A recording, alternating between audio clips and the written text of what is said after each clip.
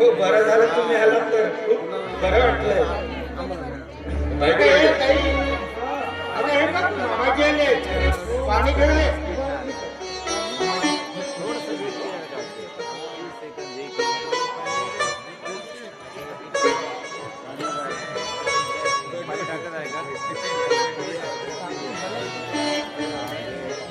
दादा मी आईला आणि चहाचं पण केलं. पण मामाजी तुम्ही अचानक कसं काय येणे कळलं नाही मला. कामानिमित्त चालू होतो. आता आई जर आले असते समजा तर ते बोलणार असतं नाही का? बरं, हे बघा आई आली. हे बघ मामाजी आली आहे. आता चालू आहे 10 मिनिटं झाली. बरं आहेस ना? हो बरं. कसं काय केलंस? काही नाही का मुलीचं लग्न करतोय. मी म्हटलं इथं कुठं मुलगा बघण्यापेक्षा माझ्यालाच विचारून पाहावं आणि तुला विचारून बघावं या उद्देशाने मी आलो होतो इथे. म्हणजे तुझी लेकरं लग्नाची झाडे सोडायची. हो बरोबर आहे ना? ते म्हणतात ना, तहान लागली का तळं आठवतं. त्यासारखी गोष्ट झाली. म्हणून दादा नाही बोलायला पाहिजे, पण शेवटी कसं आहे, बोलल्याशिवाय म्हणून आठवण ते देवस्थान 30-35 वर्ष झाली. माझ्या घरात तेवढा काळ पसरलेला होता. त्यावेळेस तुझी गरज तुझ्या बहिणीला होती, पण तेव्हा मात्र तुला या घरचं उघड खुदावंसं तुला कधी वाटलंच नाही. कारण तुला वाटलं असं बहिणीचा नवरा मेला, आपण जर मरणाला गेलो तर बहीण भाचा घरी घेऊन जावं लागेल. बहीण तरुण आहे, लोकांच्या नजरा वाईट असतात अशी घरची लोक सांगतील.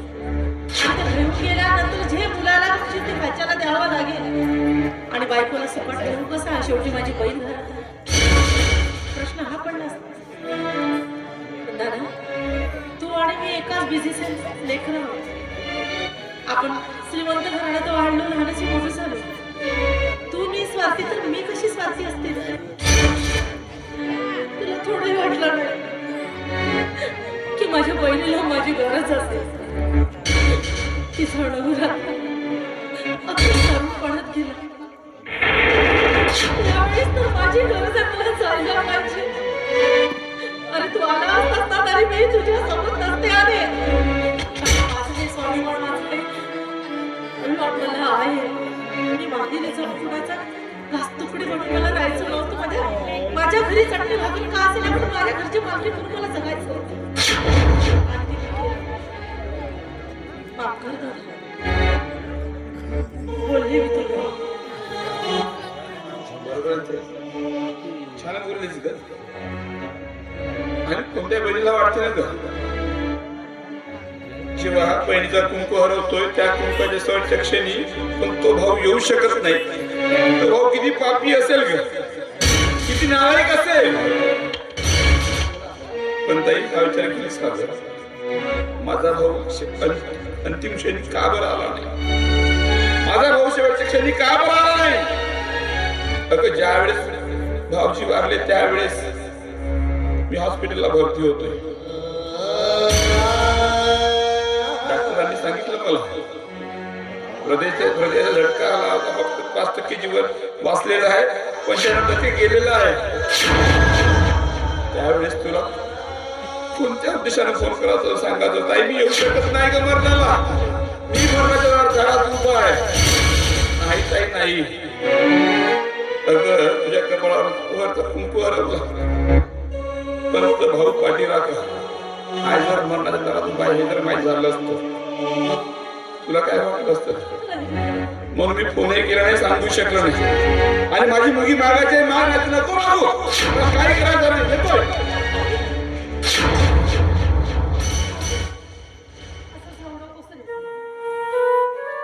इतक्या वर्षात तू माझ्या झोपडीत लाट ठेवलीस.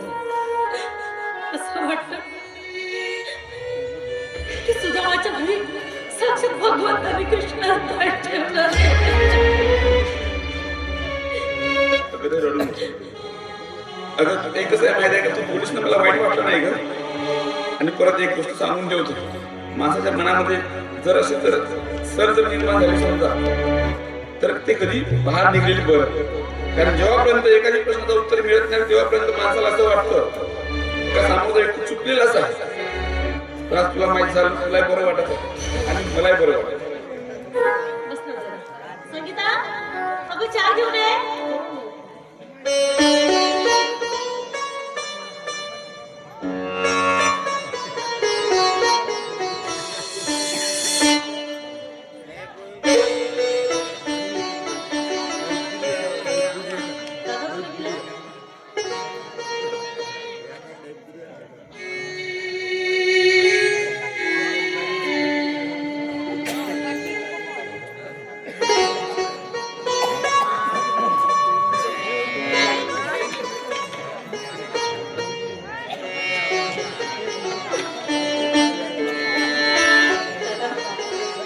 आणि तू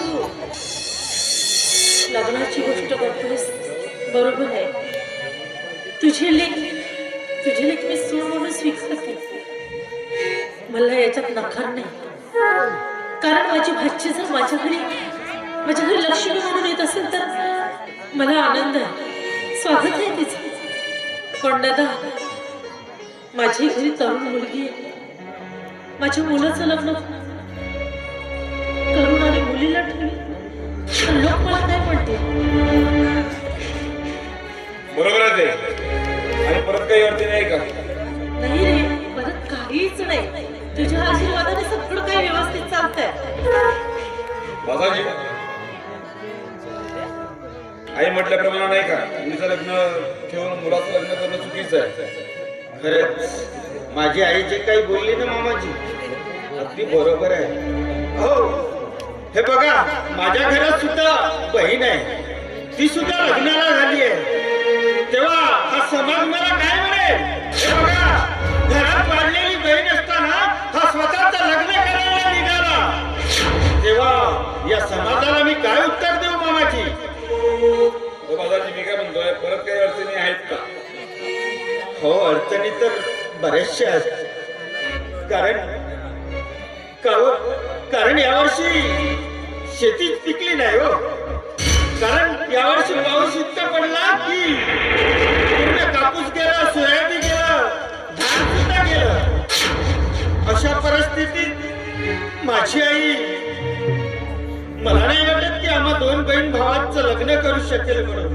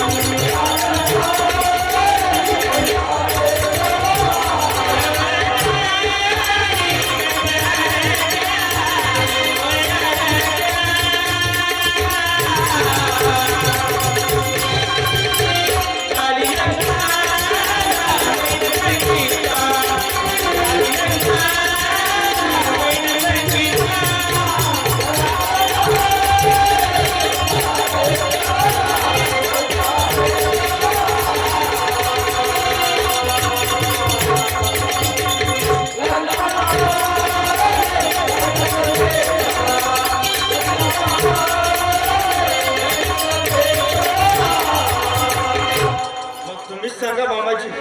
हो, घरात वाढलेली बहीण असताना मी जर स्वतःच लग्न करायला निघालो तर हा समाज मला काय म्हणेल? मी काय म्हणतोय, माझी म्हटले तू म्हटलीस नाही का, सर्व बरोबर आहे नाही का, मुलगी नंतर लग्न करून करणार आहे. तर मी काय म्हणतोय, माझी मुलगी तुझ्या घरी देणे आणि तुझी मुलगी माझ्या घरी मागणे. पण असं तिला मान्य असेल का? माझे मुलं मुली आहेत आणि मी ठरवलेली गोष्ट टाळत नसतात. त्यामुळं आणि लग्नाचा जे काही खर्च आहे दोन्ही लग्नाचा खर्च मीच करेन. माझा जी मान्य आहे तुम्हाला.